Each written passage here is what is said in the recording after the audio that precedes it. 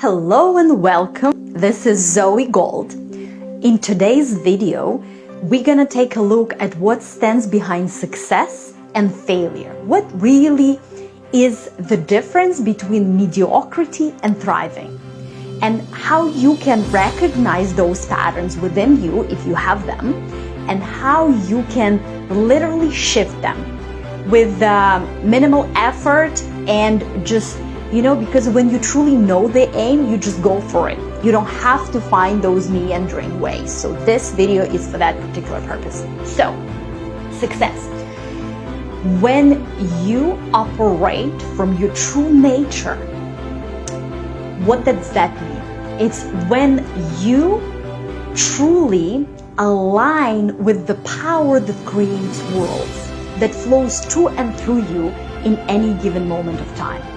And that happens, you can, in any given moment, you can basically operate from that power, from that inspiration, from that flow, or you can operate from data, memories replaying, information replaying in you, your past experience, basically data.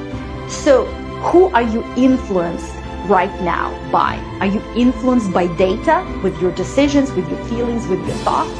Are you influenced by your past? The memories replaying in you, information replaying in you, or you're actually influenced by source of everything there is, right? So when you are in your natural state, you let go of that data. You are free from those conditions, those beliefs, that data that is actually limiting you and holding you back. You let go of it and you truly tap into the wisdom, the magnificence, the genius, the power of who you truly are. And it is always available for you. It's always there. Your connection with source, with the divine, with infinite intelligence, with higher power, whatever you want to call that higher power, whatever that is in your understanding, it is available for you all the time. And you can either allow yourself to feel it, be it, live it in a given moment, or not. If you don't, you operate from data. And this is your natural state. It's the state of freedom, the state of abundance. That's why it feels so desirable by so many people, because this is how you feel when you are truly you, when you truly operate from your true essence. And when you stop doing whatever you usually do that prevents you from being in that natural state, you just get into that state of joy, elation, knowing the state of that knowing that thing that is within you, that inner wisdom, right? It just happens automatically. You don't even need to do anything for this. You have to just stop doing whatever you were doing that is preventing it from happening. So that's the first distinction.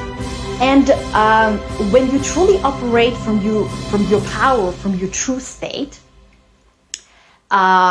you tap into that energy, to that source that creates the worlds that created the oceans, that created mountains. Because it's when you look at, for example, masterpieces of geniuses, let's say if it's a masterpiece in music or if it's a new invention, what is the genius? The genius is the person who actually was able to tap into that greatness that is within you, that is within everyone.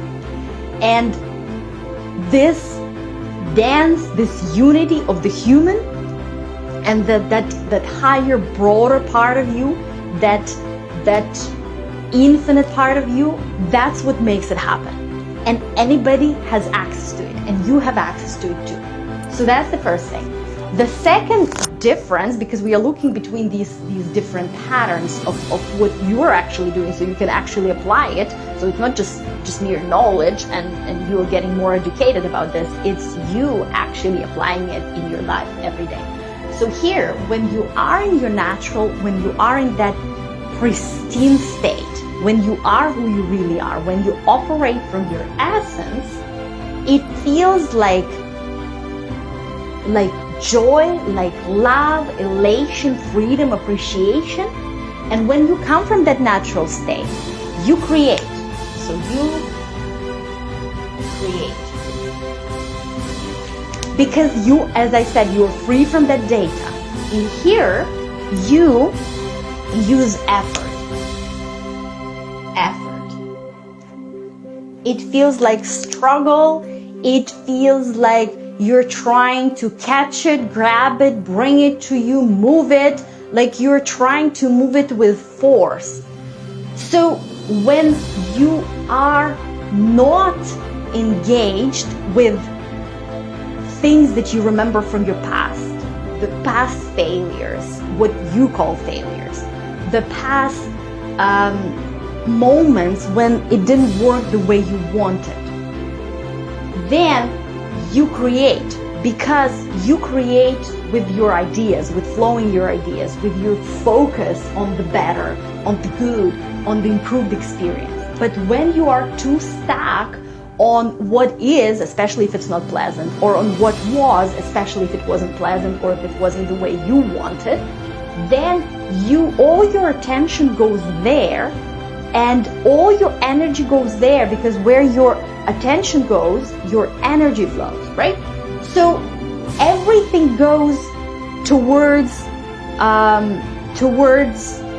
those past experiences, towards the pain, towards things that didn't work, towards things that you didn't like, and there is nothing left, or very mediocre amount of attention, energy is left for you focusing on your dreams, on your vision, on your goals, and where you want to go. So here it is that pure creation. When you create what often seems impossible for people who don't really know what stands behind it. And here it feels like effort. It feels like you are not pulled towards where you want to go. It feels like you want to control it, you want to push it, and it's not working. No matter what you do, no matter how many courses you buy, no matter how many projects you do, no matter what you do, it does not bring you the result that you want or the fulfillment that you want, right? Here, if we continue going under success in these patterns, here you come from inner ease. And here it's dis-ease, right? It is that inner strain. And you can always differentiate when you are actually tapped in and turned on, you're pulled towards your goal, towards your vision. The whole of you is moving. And when it feels like you're trying to force it, when you are focusing on failures, it hasn't even happened yet, but you are seeing the outcome in an unwanted ways, and you're pushing against unwanted, and you apply, and I'm talking here about the inner effort, because yes, there will be actions, there will be some things that you are going to need to do, but I'm talking about the inner strain, inner effort, inner forcing, trying to move it, to do it, and it doesn't matter what you do, it's not movable. Okay? And then the last pattern, but before we get there, I want to take a look at the top here again. So you see that I wrote success just the way it is here, and failure, I have these like quotation marks, because in reality there is no failure. Everything you've been through, it, first of all, it does not define who you are, who you truly are, and it led you towards you becoming you, who you are today. Everything that happened to you in the past, it was like a clarifying moment, because every time when you had an unwanted experience, the desire for new and improved experience was born within you, and because of that, you now know what you want, where you're going. You have a better vision for yourself, for your family, for your business, for your financial situation, for whatever that is. So there is no really failure. There are only lessons, and especially if you understand them the right way, if you really understand the gifts and the blessings in those moments, and if you are not being stuck on those contrasting moments that gave the birth to the new desire, but you refocus and go towards that new desire, that vision, that goal, your passion, the ideas for better, and you continue flowing those ideas with certainty, with knowing, right? Instead of just focusing on that contrasting experience that gave birth to that idea. That's what many people do. They look at past limitations, or I wouldn't even call them limitations, their experience, their things that they lived, things that they had, and they drag it with them, and based on that, they form their identity, their self-image, based on what they've achieved or done, or what they have and what they have around them, and they base their future abilities, their future successes on that. So they're dragging whatever happened to them in the past towards now, and they're reliving it every day. They're spending hours reliving and feeling that every day, and they are not giving themselves time and even chance to think about what they actually wanted. Now ask yourself this question. If you look at your day throughout the day, how much time do you spend focusing on unwanted outcomes, whether present, future, or something that happened in the past, and resisting them, right? Or you're actually focusing on the essence of the good that you desire, on the essence of that goal, of that vision that you want for yourself, for your business, for your family, for your life, whatever that is. Okay, so now let's go back to the last pattern here.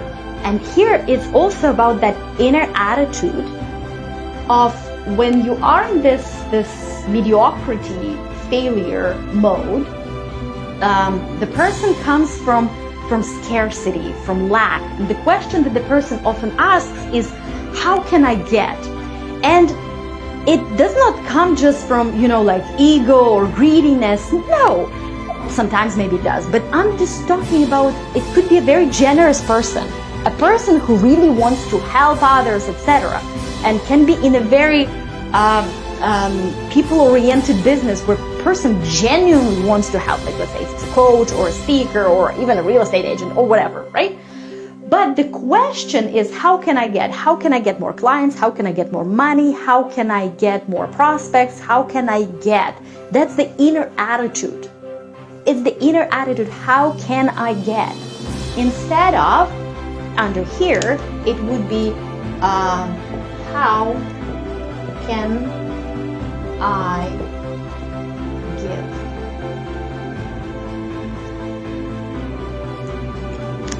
How can I give my gifts?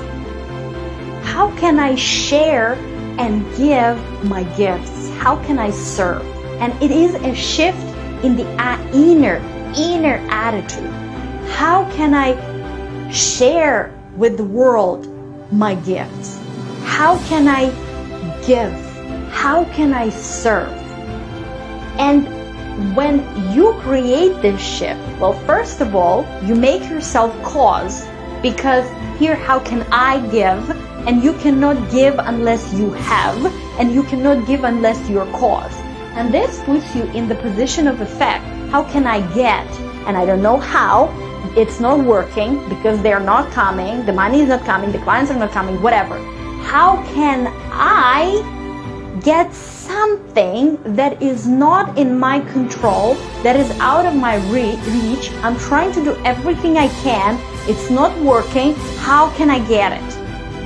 When here it's, how can I give love? How can, and it gives you certainty. It gives you the feeling of free flow. It gives you the feeling of power, a power that comes from your true essence. It gives you the sense of knowing. It gives you the sense of having. And this creates a difference between mediocrity in this case and between true, real abundance and thriving in this case. Because this thing will also give you the sense of fulfillment. And based on the 6 human needs, we're not going to go there. One of the spiritual needs is there are 2.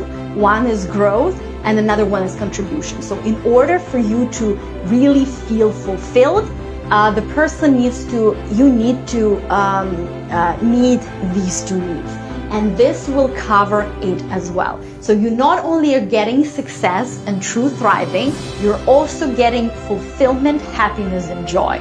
And everything you need when you truly align with your nature, with your pristine nature, with the real you, with the one who is within, who is greater than the game, who is the game of the beautiful game of life, who is greater than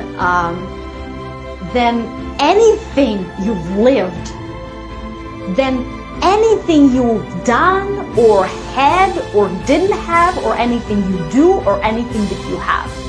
Because whatever happened to you, it does not define who you truly are. And when you truly align with that, because when you align, those feelings of joy, of love, of freedom, those are indicators that you align with that greatness within you, and with your divine nature, with source of everything there is. And when you tap into that knowing, when you tap into that genius, when you tap into that power, your true potential, then the sky is not the limit. So, hope this was helpful for you for today. It's been me, Zoey Gold, and I will see you in our next video. Have an amazing day and make your life a masterpiece of joy, happiness, and success. See you. Bye now.